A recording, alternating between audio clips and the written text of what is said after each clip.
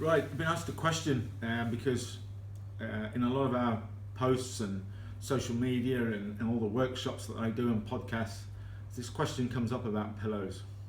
And all the time I'm trying to indicate to people that the correct position to sleep in is a fetal position on the opposite side to your dominant side.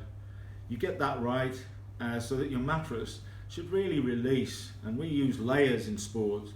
Take a mattress, put another layer on it and another layer on it, trying to create a sandwich that is just brilliant for postural care, total comfort, and we want the least aggravation possible of shifting around all the time. We naturally move in sleep, that's perfectly fine, but we want to keep in this fetal position as much as we can and not constantly be adjusting, raising body temperature.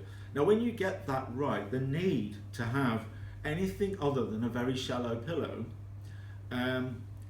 is taken away.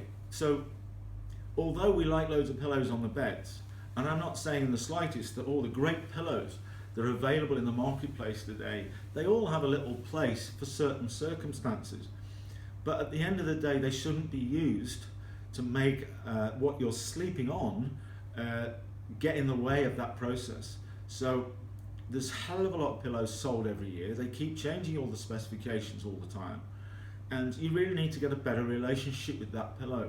So if you've got allergies, be careful of all the natural filled ones because of dust mite allergens and skin particles building up inside of them and all the moisture and perspiration that comes from your head and your body, which builds up in these products.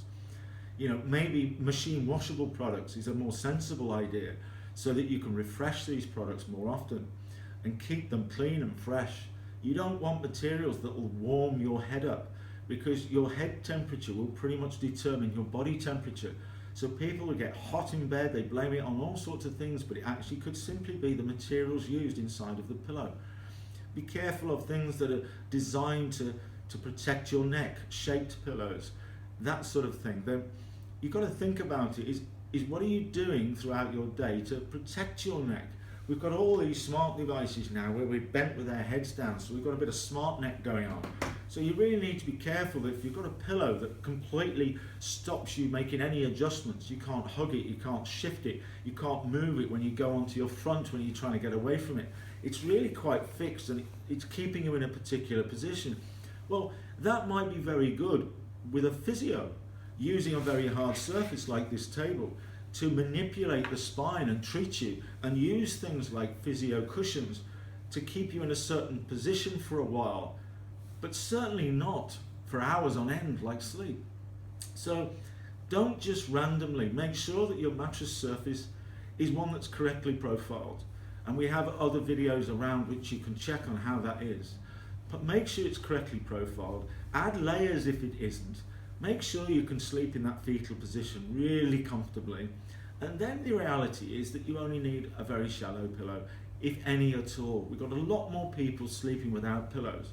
So it's kind of not to say that the whole pillow market is a waste of time, but it's a bit like if you're going to go and buy an anti-snoring pillow, this pillow will stop you snoring.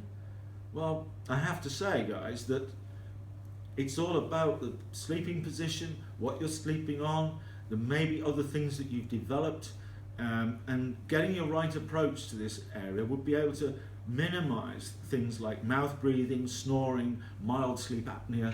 All of these little things really don't get very aggravated if you get these little things wrong for long periods of the day, like sleeping.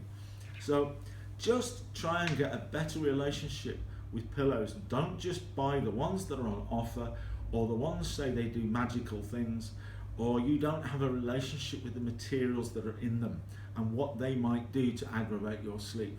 So just watch it. Pillows are good, but they can also be bad.